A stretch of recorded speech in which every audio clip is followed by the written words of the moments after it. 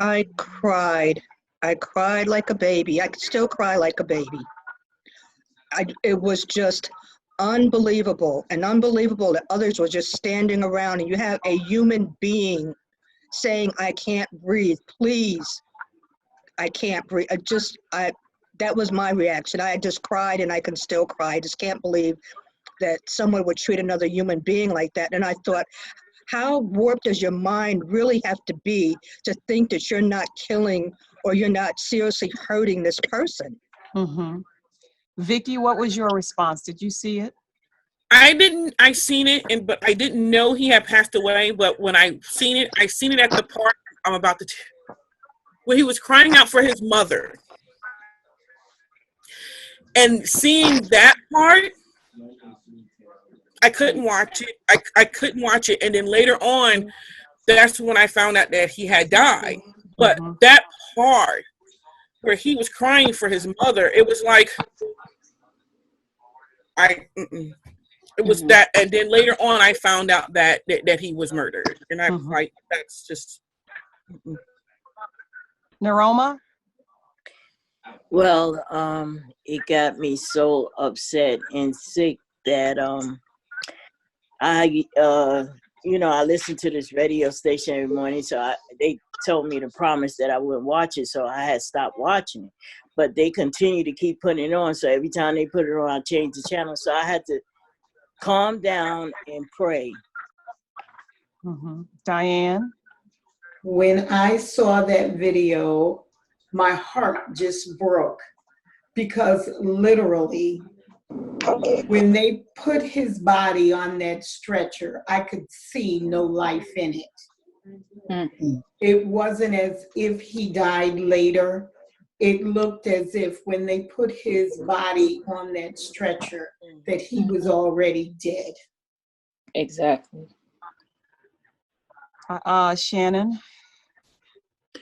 While I was watching it, I was just asking myself, like, are we in a third world country? Like, are we really watching a murder unfold right before our eyes, like, and nobody is doing anything? Like, this man is really being murdered, and we're in America. Like, what have we come to? That this is happening, and it's okay because it's the cops that's doing it. Wow. Shavina? Yeah, I want to say the same exact reaction, definitely. But the part that got me the most was when the gentleman was speaking on the other side and was like, just cooperate with them. And I'm like, first off, he's on the ground. His knee, this man, it gave you a vision of just your child being there. And like Vicky said, when he cried for his mom, you're like, Jesus. Oh my goodness. Like, can somebody please just knock that man off of his neck? Like, I just couldn't fathom the thought of being on the opposite side watching it and still just not having that reaction. Like, he's crying out for help. He's saying, I cannot breathe. I can't breathe. And they're killing me. They're killing me, you know?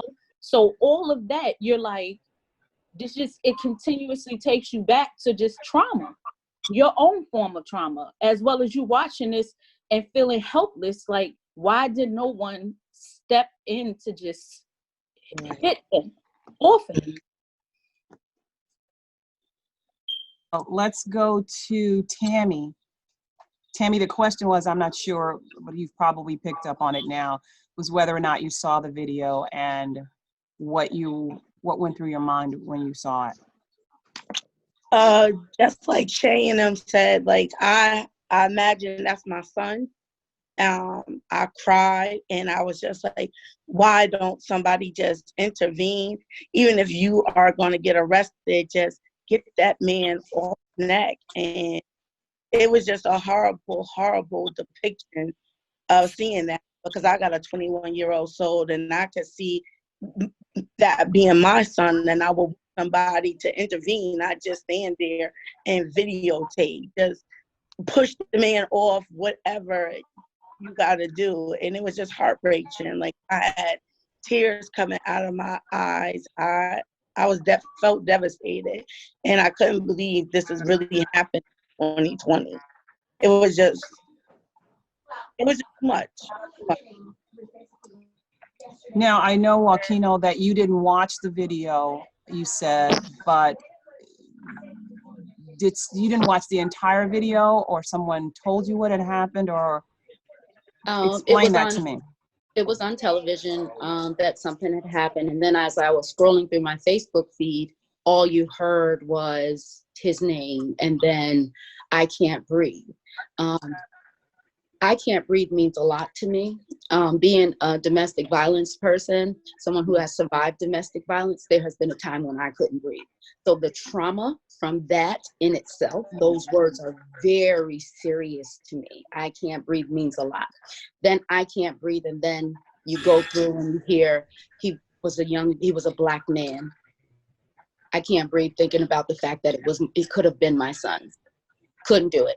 Then to know that he was calling out for his mom, and his mom didn't have the she didn't have the opportunity to be there for her son, and him not see his mom in his final hour, it was beyond anything I could ever imagine. Now, the young man who had the asthma attack, I guess he had gotten attacked before. I can't remember his name, so please forgive me for that. Who had died.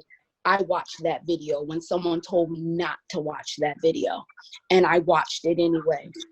From that moment, I cannot get the visualization out of my head. And every time I sleep and my son is not in his room, that's all I see. And I know that's not of God, and I've been praying against that. So I cannot add insult. I can't add insult to injury to that. I'm already traumatized by it.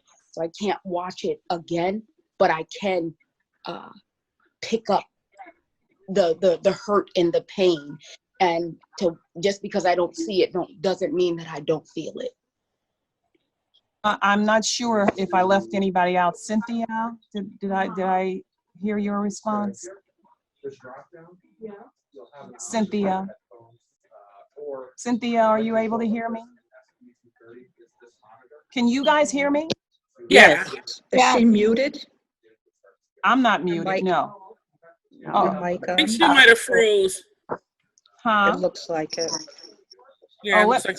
let me see if I can, is there anything that I can? As we do this interview, my child walks in the house. Her video is off too. As we do the interview, my son walks in the house. Let me ask you guys this, and maybe we can get Cynthia back. You saw the video, or you know about it. What did you say to your child, to your son, after you saw that? Did you have to have a conversation with him? And Diane, I'm going to start with you. After I saw the video, I called my son just to make sure that he was safe, because I know, he's young. And my thing to him was to be proactive and not reactive. State what you feel, do it respectfully, but be safe, because I don't want you to be the next victim. Absolutely. Shannon, what did you say to your son? Did you speak to your son after this? I asked him, I said, well, what do you think? And I just said, another one has died. And he's like, I know, Mom, it's crazy. But like Diane, every day since it has happened. Shannon, can you do me a favor and hold on 1 second? Ladies, if you're not speaking, can you mute yourself? Because I think that we're getting whoever's in the background or whatever, that's kind of bleeding over when the person speaks. As long as you hear me, I'm going to let you speak. But I'm hearing somebody else now. Are you guys hearing that? Yes. So everybody do me a favor and mute your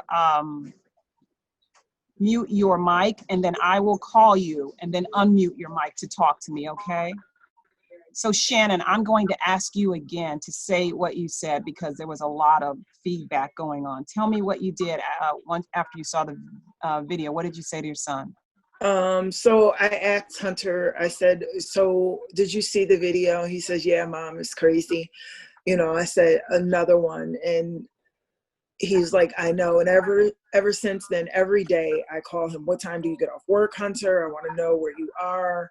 You know, just little things where you're just, I need to know where my son is. You go back over everything that you've taught them from, I can remember sitting him down at 9, 10 years old.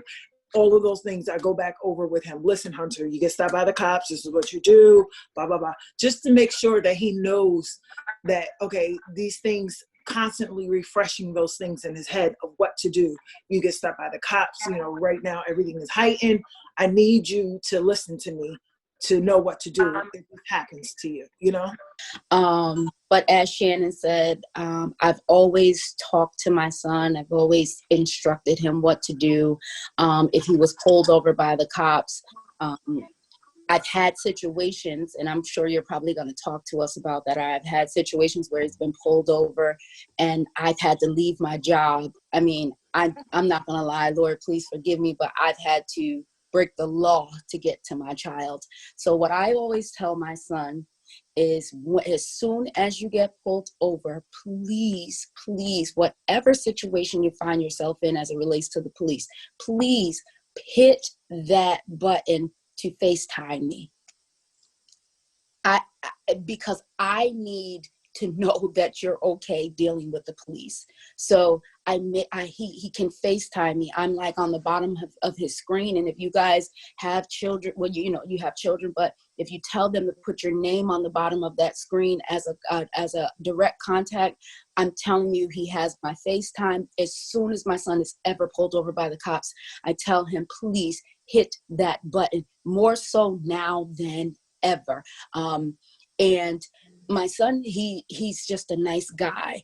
And I have to tell him to please remain respectful and shut your mouth, because sometimes he can get pushed the wrong way and then his anger goes to another level. And I'm like, absolutely not. That's not how I raised you. And I'm not going to let you literally set yourself up to be killed, because that's what they're, some of them are waiting for. And so he cried. My son cried because he said, Ma, what am I supposed to do? I can't just live. And I'm like, unfortunately, son, where we are right now, it's not happening right now. You have to literally obey and make sure that somebody is on that phone. If I'm not answering that Facebook, hit the live button on Facebook. I don't care what you do, but I need someone to be able to see. And I'm sure we'll talk about that later, but I've had some really bad instances with my son, and my son is not a thug. He's not in the streets. He's nothing really. He's a giant baby. But some things have really happened to him. And so I'm sure we'll talk about that later. But yeah, I had to sit down with him, and then I had to sit down with my brother, because I have a brother. And I've had to say to my brother, look, I know you're angry. I know you're frustrated, but I need you to do these things for me. And I need to know where you are. Like the other night when the riots and stuff was going on, I've had to FaceTime my son. I needed to see what his background was, because I needed you to not tell me you're okay or where you were. I needed to see. Let me ask this question. Cynthia, can you hear me?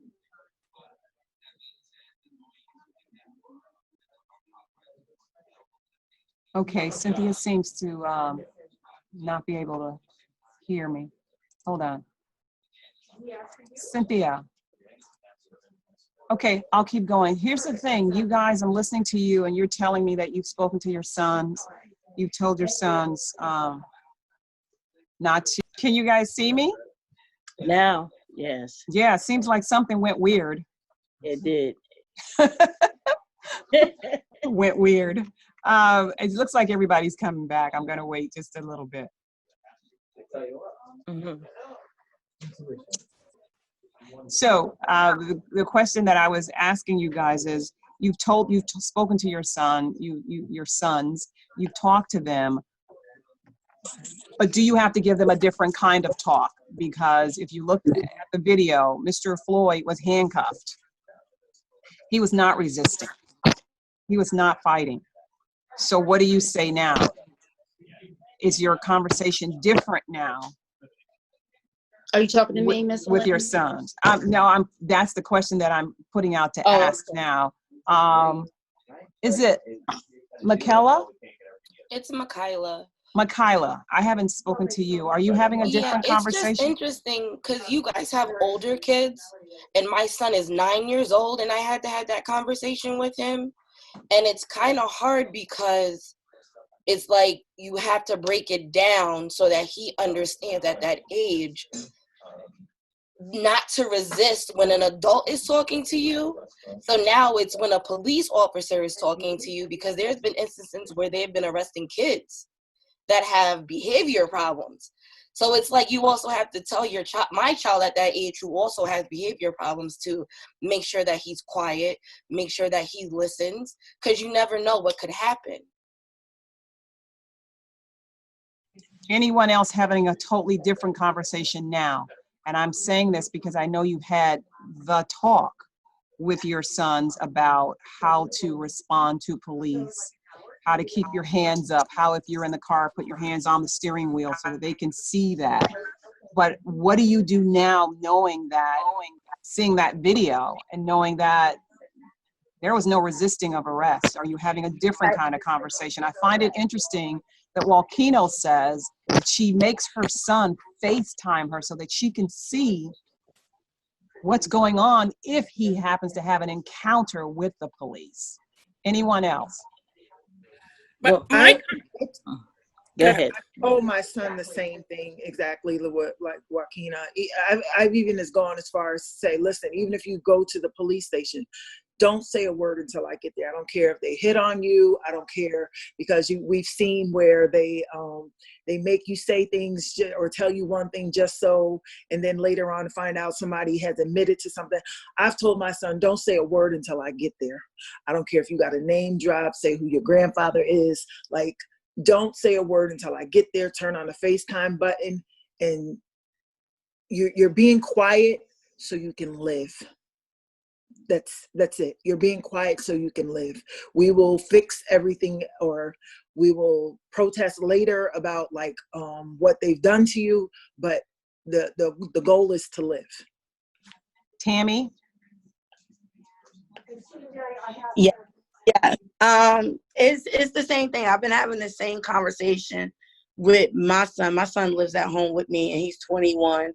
I've been having the same talk with him around Mika's son age since he was 8, because he's always been tall, slim, very dark-skinned young man.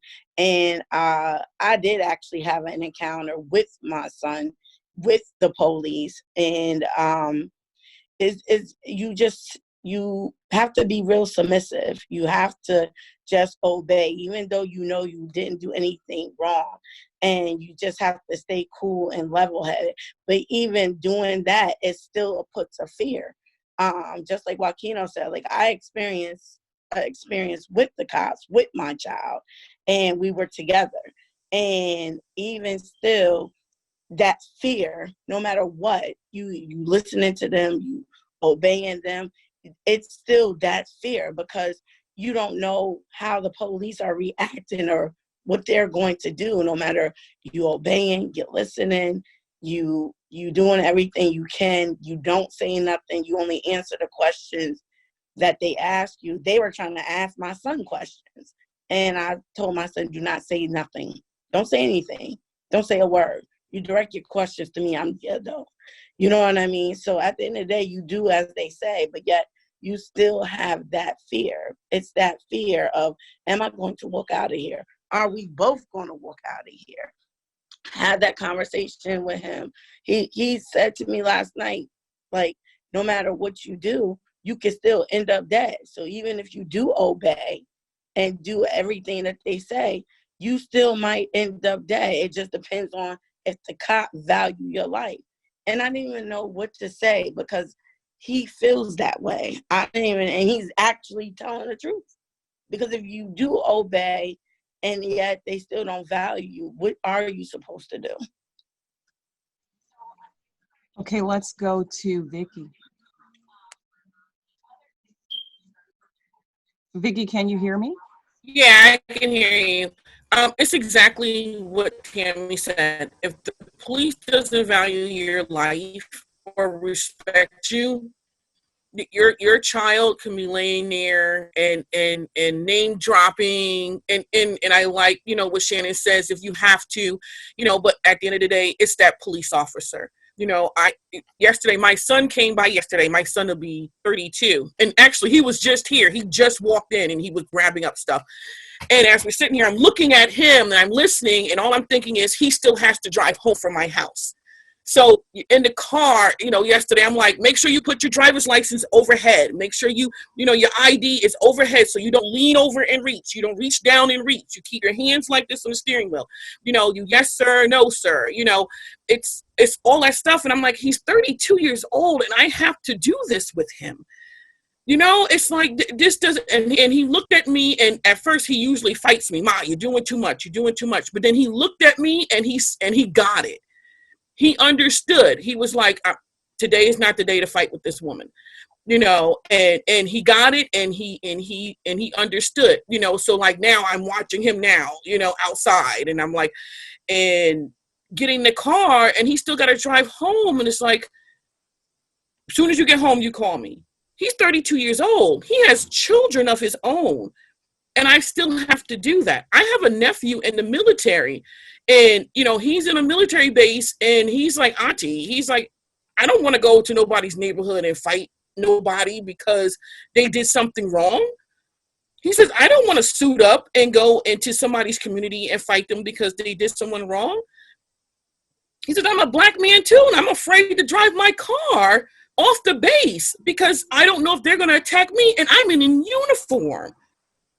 You know, and it's one of those conversations where as mothers, as young as 9 years old, 6 years old, you have to start having this sad conversation with your children, especially when they grew up in a community where they're taught to respect the police, you know, and not to talk so long, but my son grew up playing football with police officers being his coaches. You know, he played basketball and they were in the DARE program. You know, my husband was in the Navy. So my children grew up around people in uniform and they participated in program with people with uniform. So now to tell them that people in uniform is still not to be trusted, it's very hurtful and it's sad, but they get it.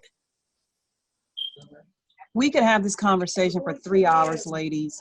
Looks like we have about 10 minutes more. I want to know if there's anything that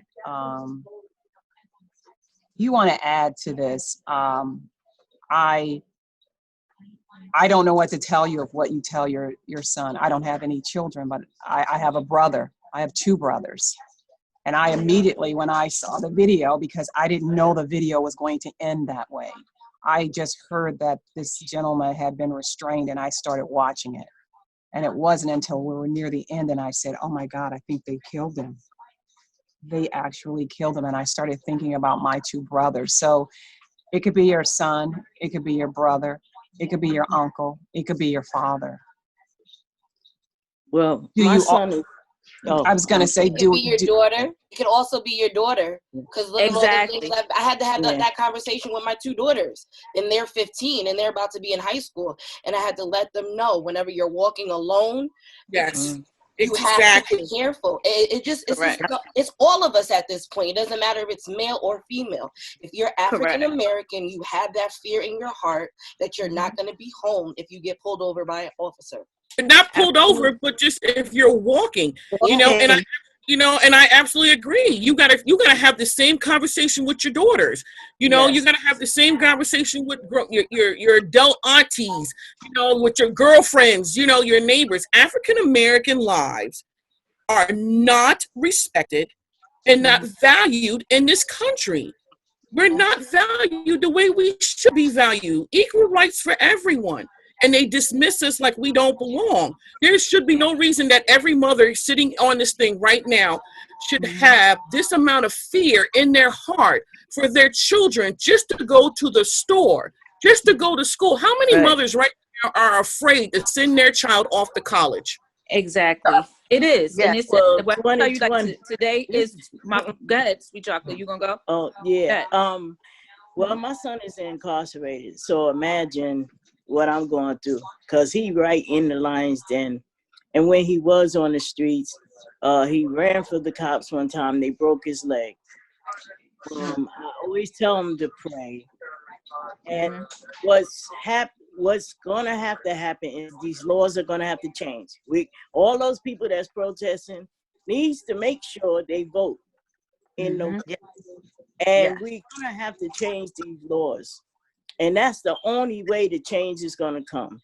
You get rid of the bad blood, change the laws, and get some humans in there that care for diversity. Amen. Anyone Amen. else? Anyone else? Yes. Quickly. Quickly. I just Shavina. say that my son turned 22 today, and with me wishing him happy birthday today, he texted me back and said, "I would not be alive if it wasn't for you and knowing what to do." Now that is nothing. Nobody wants to hear from their son on their birthday. You know what I mean? It's like that's where your thought process is about being alive at 22. Right. Let me ask you real quickly, why did he say that? Because of what you've been telling him when he said you if it were not for you, I wouldn't be alive.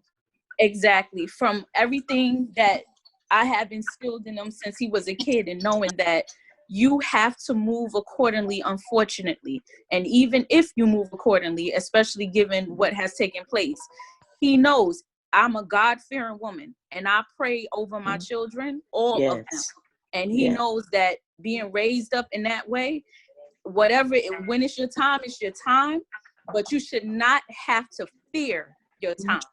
Right. And that is something that when he texts me back, because he does not live with me, I was like, you are a blessing and know your greatness, and you stand firm, and just knowing that you need to trust in the process, but you do not have to ever dumb yourself down for people that don't respect us.